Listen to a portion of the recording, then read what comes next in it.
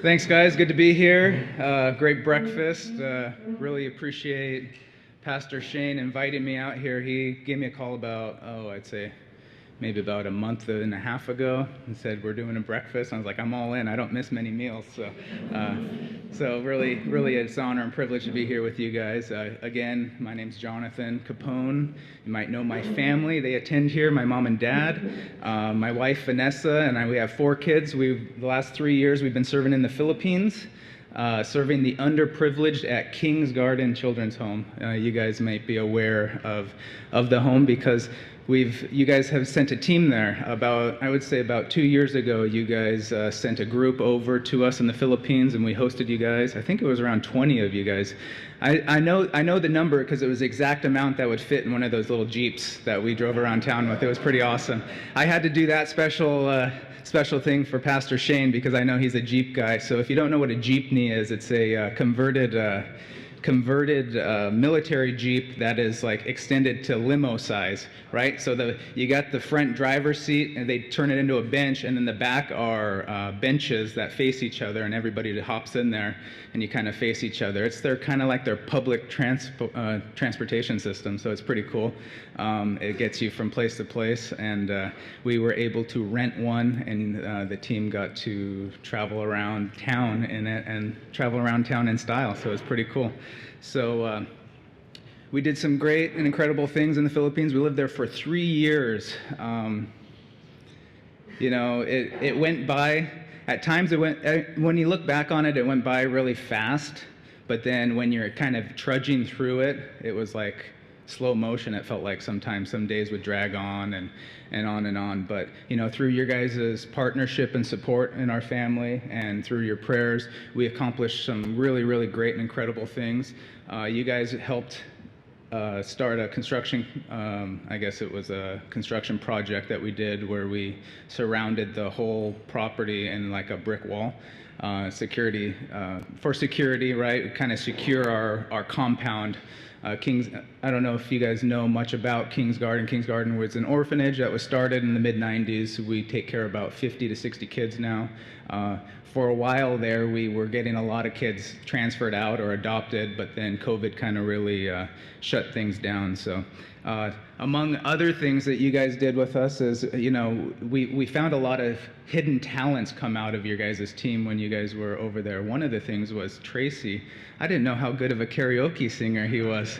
I mean, this guy is kind of more the reserved type, hard worker, quiet, and all of a sudden we have a free day at the pool, and this guy's at the karaoke machine for about 4 hours, it seemed like, dancing and busting a move and busting out all the great tunes. So it was great to see you come out of your shell there, Tracy. I'm sorry to embarrass you, buddy, but I had to do it.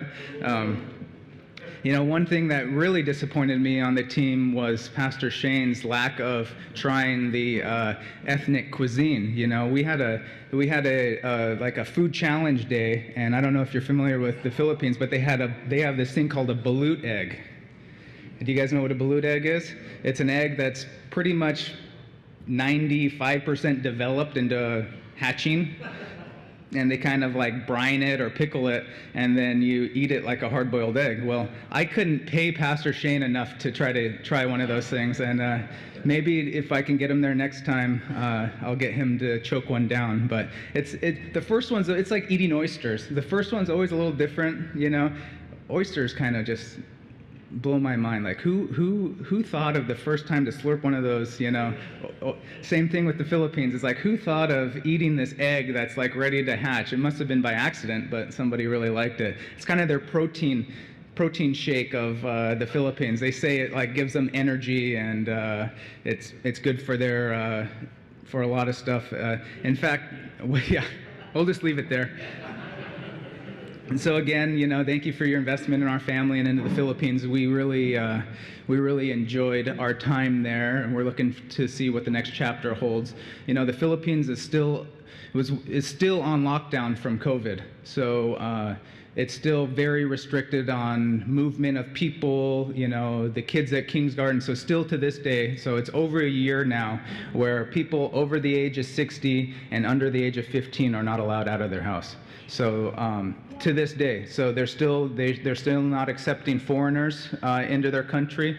They will accept overseas workers, Filipino nationals, to come back home, but that's about it. So when COVID first hit, we were stuck in quarantine. We were there for about 4 months, and it was one of the most restrictive things I've ever been. I was like grounded for like 4 months. That's what it felt like. We couldn't even leave our house. We couldn't leave our, if we went on a walk, the guards would shoo you in. You couldn't even be outside. You couldn't even be in your backyard. That's how strict it was. And if you were going to leave your house, each household was given a kind of a quarantine card. And to get out of your house, at the end of your community, there would be like a military and police barricade.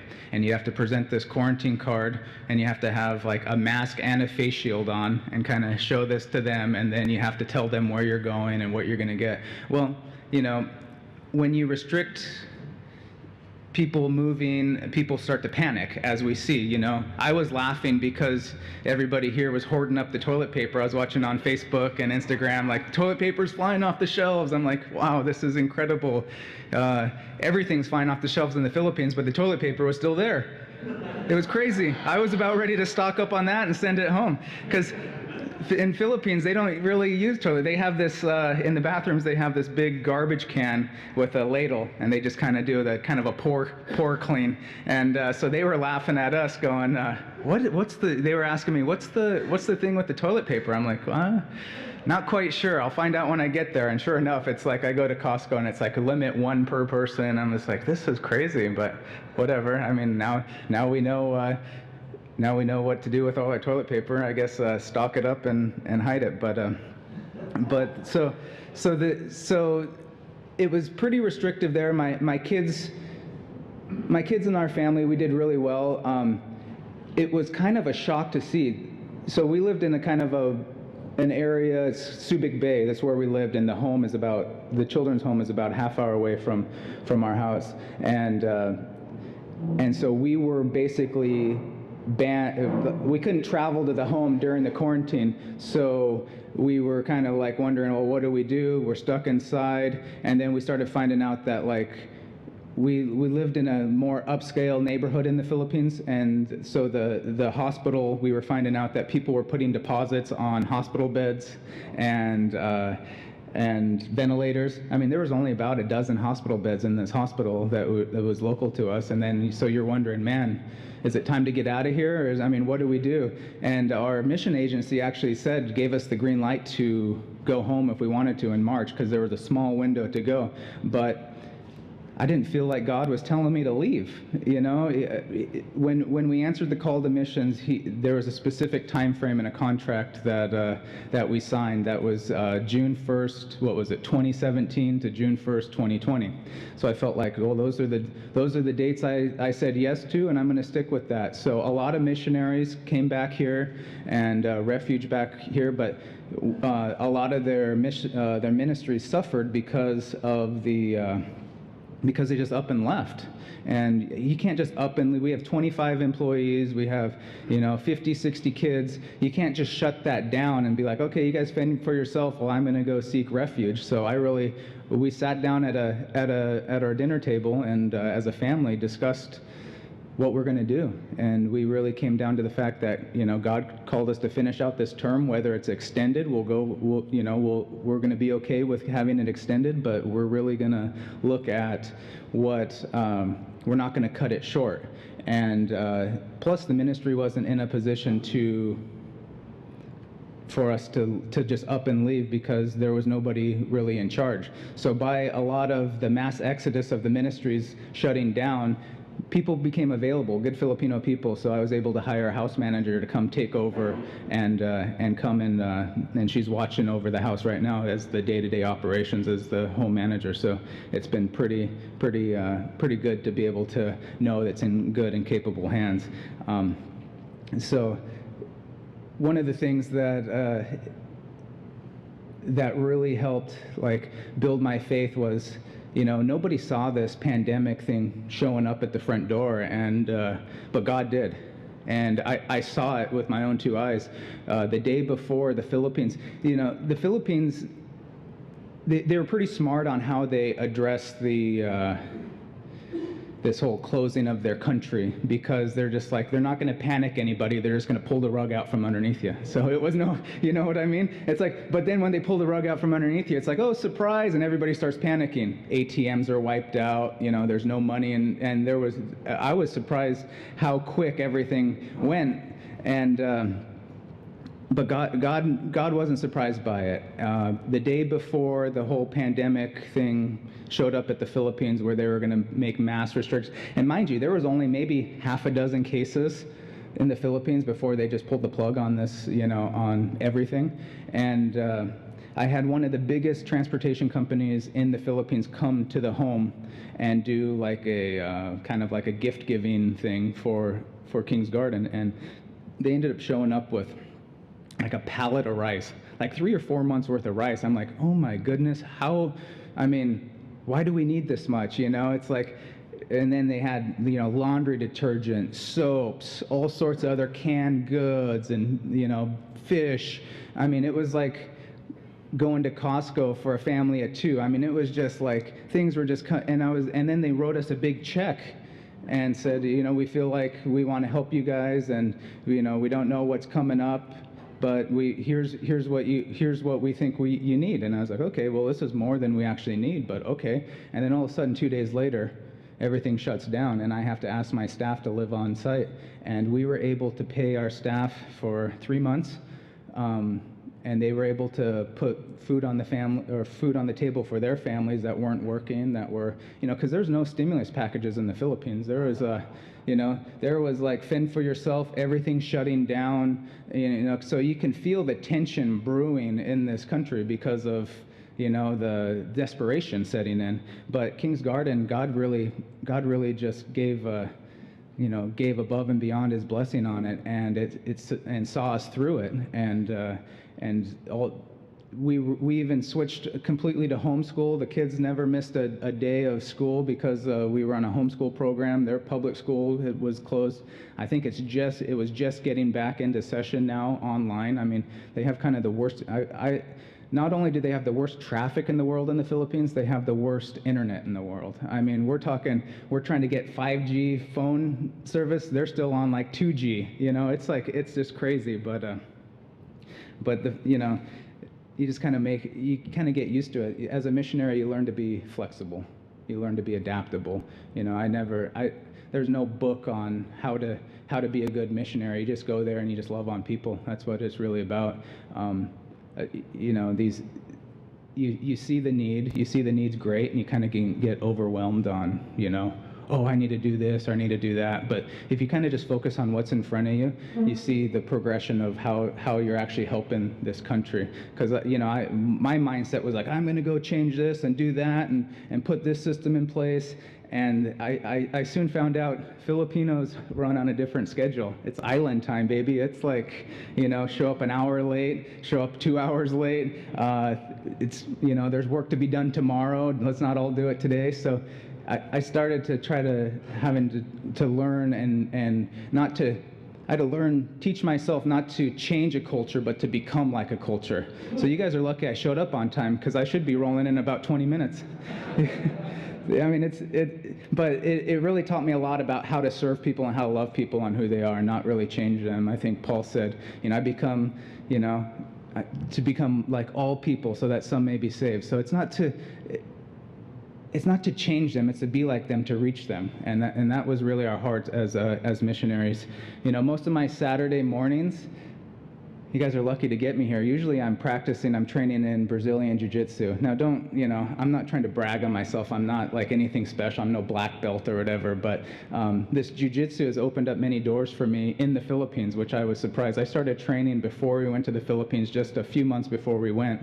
And it opened up a great opportunity with the Filipino police, because when I got to the Philippines, I found a gym to plug into, and I started training and making friends. And then I found out that my coach was training the police. So he invited me along because I'm a white guy, and he wanted me to beat up on some Filipino guys. So and he wanted me to beat up on some of the police. So I was like, okay, let's go do it, And we ended up. And so we ended up training, and I became good friends with a colonel in the Philippine National Police, and good friends with him. And I found out that he was doing another program that was helping out with the erring police officers. So he was holding a camp in Subic that was it was a camp for police officers that were involved in corruption, abuse of power, stuff like that. And so instead of firing them, they did this like rehab program. Well, they were doing a morals, values, and a spiritual formation class. And so I was helping lead the spiritual emphasis part of that class. And it really, so don't discredit the little things God puts in your life, that your little gifts and talents. I mean, he can use that for his glory to advance his kingdom. We just have to trust that, we just have to know that it's, that he can use even the smallest little, we think, insignificant things he can use for his glory. So enough about me rambling on. That wasn't even in my notes. Are we ready to get started, guys? Yeah. Sorry. I'm just up here. I haven't talked to anybody in a while, so I felt like, I just...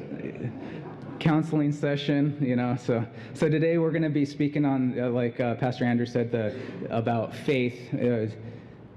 Pastor Shane, when he called me, said faith and leadership, and I said, oh, you can twist that many ways. I don't have faith in any leadership. No, just joking. Or faith when you're leading, or just faith in general. So for me, faith is a movement. It's a choice. We can either choose to live by faith, or we could live by fear. It's taking our trust in God and taking it to the next level, right? It's taking our trust in God to the next level. It's putting it all on the line. It's going all in, kind of like when you go all in on a hand or something, on a poker hand. Are we allowed to play poker? I don't know. I didn't. So I used to be a big guy that was, I have to see it to believe it. I have to, but missions really changed that for me, and it changed it quickly because I had to rely on God to come through in big ways for us. So Hebrews 11:1 says, "Now faith is the confidence in what we hope for and the assurance about what we do not see." And through our times in the Philippines, there was a lot of struggle there. And you didn't see the outcome, and that was very unnerving and unsettling, but you just had to believe that, well, God called me here, so I believe I'm at the right place at the right time. It takes great faith to do great things for God's kingdom. Do you believe that? Do you believe that God has great things in store for your life? I do. I really do. I believe greatness is just right around the corner for us. We can attain it. God's got us on this spiritual faith-building journey to achieve greatness, not for our name's sake, but for His name's sake. He wants to do great things in us and through us. When I think of great things, one of the biggest things I've been around that showed the greatness was the Great Wall of China. In January 2020, we were at the Great Wall of China, and I just saw this huge wall. It was like, 13,000 miles long, 2,300 years old. I mean, it was just breathtaking, literally. How many stairs you had to walk up to get there? I mean, it was just like... it was crazy. It was great. And, but you know what? It'd just be criminal to call it the good wall of China, right? It's the Great Wall of China. So, so God really wants us to move from good to great. I always wanted to do something great for God, but I was stuck in just being good, right? I was just like, I'm good with good. Good's good enough, right? I mean, I think our minds can say that, especially in our situations. So one of my favorite books I read, it came out about 20 years ago, Jim Collins, maybe you guys are familiar with it, Good to Great. And that's why I'm going to take a few points out of this book to share with you guys about how to move from good to great. And so if you're not familiar with the book that Jim Collins wrote, it's it's a book about how effective leaders can take a business that's already doing well and taking it to the next level, taking it to the next step. And I believe that's the dream for most of us today. We just don't want to do something that's good in quality. We want to do something that's exceptional in quality. We just don't want to do something that's good. We want to do something that's great, that has a great impact. So that topic really gets my attention. And I believe if we had a choice to be part of a good church or a great church, or have a good business or a great business, or have a good marriage or a great marriage, I think we could all agree that we would choose greatness, right? I mean, for me, that's what we want. And there's a great quote in that book that Jim Collins says is, "Good is the enemy of great." And one of the key reasons we have so little is one of the key reasons why we have so little that becomes great. We don't have great schools principally because we have good schools. We don't have great government principally because we have good government. Few people attain great lives in large part because it's just so easy to settle for the good life. Let me say that again. Few people attain great lives, large in part because it's just too easy to settle for a good life. Can I tell you that God doesn't want us to settle for a good life? He wants us to go and attain a great life and do great things for Him. And so I'm going to share about 4 points on how to move your faith from good to great.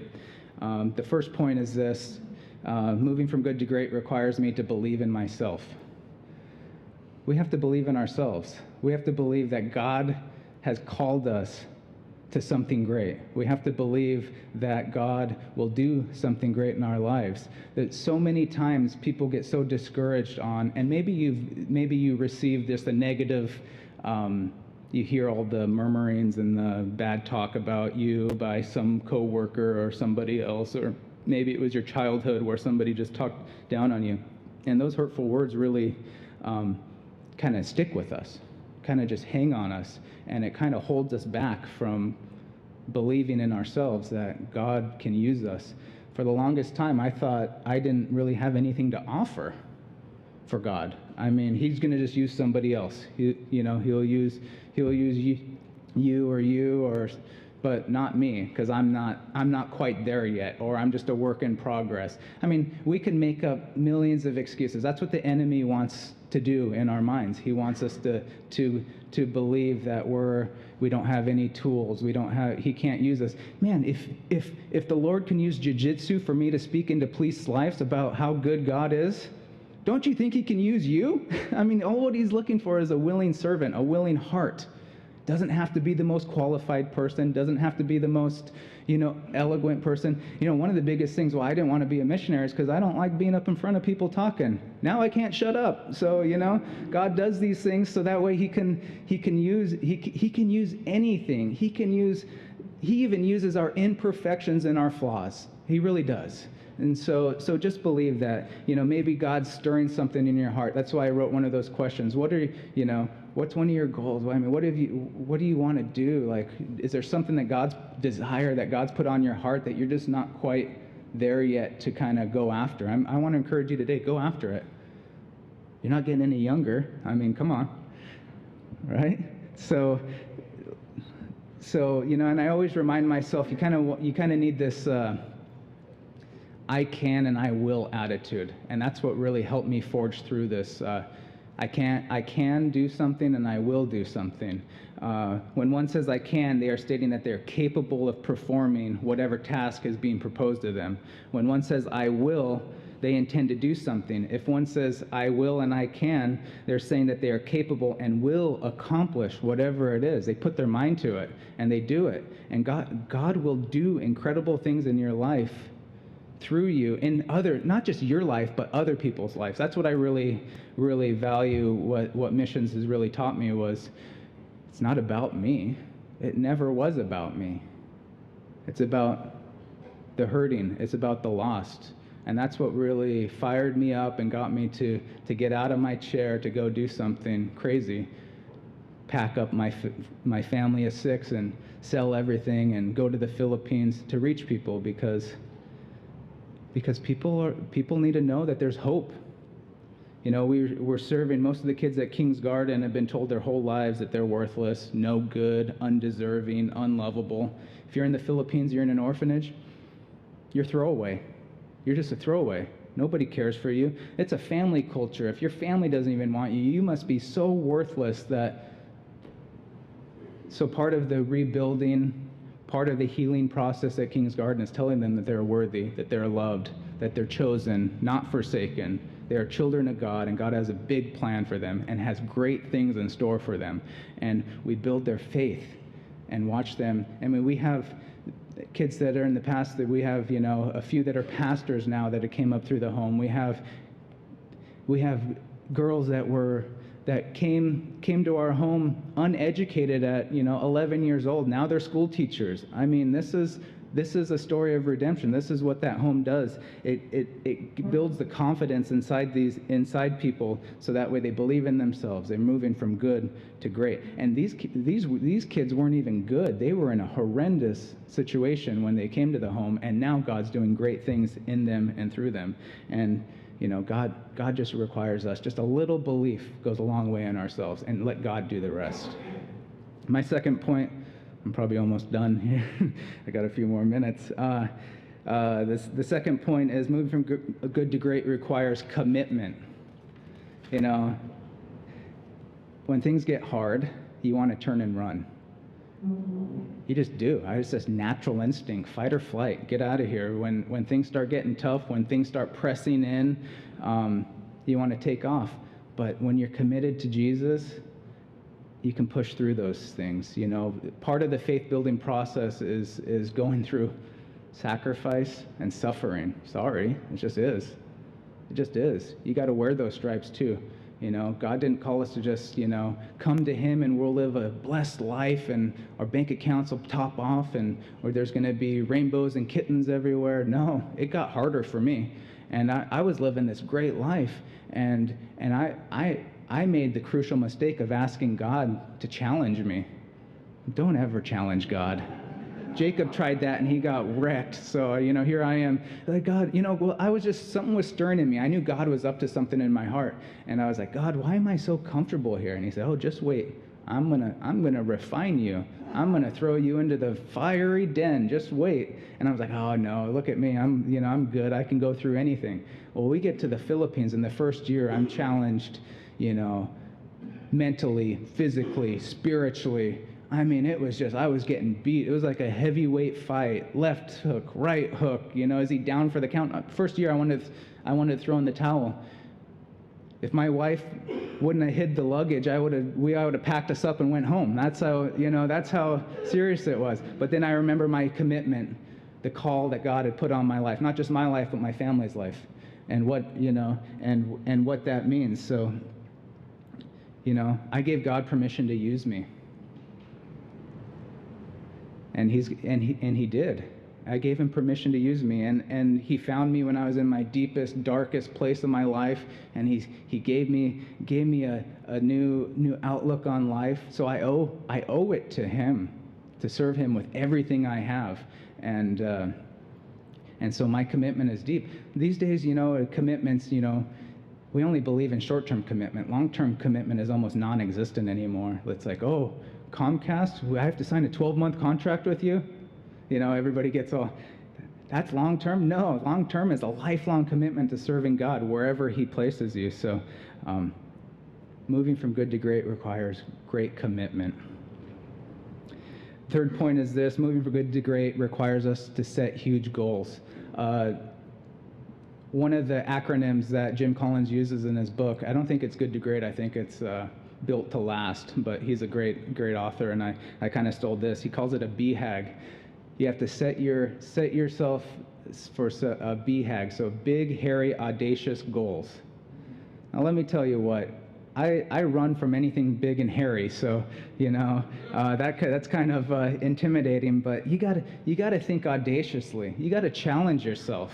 You know, you gotta challenge yourself to push the limits. Even if you don't reach your goals, at least you're attaining something that's incredible. So goals in our life are important. Like what we want to do. Like if you want to be a missionary, or you want to start a ministry here in church, or you want to even get involved more in church, I mean, start setting those goals and start attaining these goals. It shows, it gives us progression on what to do, or where we're going, and it gives us an idea of like how to measure our faith journey, because it's all about building our faith so that way we can do great and incredible things in God. And audaciously, we serve an audacious God. We serve a God that just does things that blows your mind. We have to start like living that way, because when we just put God in a box, we really limit his use, his opportunity to use us. For me, it's like I married a lady that challenges me and stretches me and pushes me and thinks, oh, you're just putting God in a box. I mean, it's like, oh, most people get mad at that, but then it's like, I used to get mad at it. Then it's like, you're right. I kind of am. Call it what it is. And your friends will tell you that too. If you surround yourself with some good friends that you can share your goals and your faith with, and have them challenge you, you're doing nobody a favor by sugarcoating the truth, right? So don't underestimate how God may use you. One of my big, hairy, audacious goals when I got to the Philippines, when I saw what what God was tasking before me, was I was going to empty out that children's home. That was my goal. God told me, send them all home. It's like, they don't even have homes. Well, guess what? I found homes for these kids. We had 16 transfers, or 16 family reunifications, 1 adoption, and in April of 2020, I had another 12 kids that were ready to get reunified back with their family. All these kids had family. We just weren't doing our job. So my goal was to make place for more kids and track down their families. I mean, I had a girl that we found her biological parents and we reunited them. I mean, this is the God we serve. He does great things. We just have to trust that he's in complete control. So make those huge goals, write them down, pray about them daily, and watch God move mountains. The fourth and final point for me that I want to share with you guys is moving from good to great requires less of me and more of him. In Matthew 16:24, it says, whoever wants to be my disciple must deny themselves and take up their cross and follow me. Denial. We must deny ourselves of things to open up space for Jesus to operate. Before our family answered the call to the mission field, we were living a good life. I couldn't complain. We were actually living the American dream. I was working for a great company. I was making a great income at a young age. We had just bought our new dream house that was perfect to raise a family in. We were taking fun vacations, and we were doing good things too. We were involved in church. We were doing short-term mission trips. So I thought that was good enough. Then God came knocking at the door and asked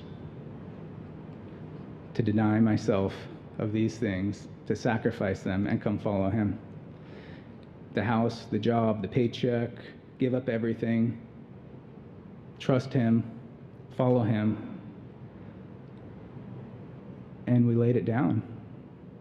And I tell you what, we haven't lived a more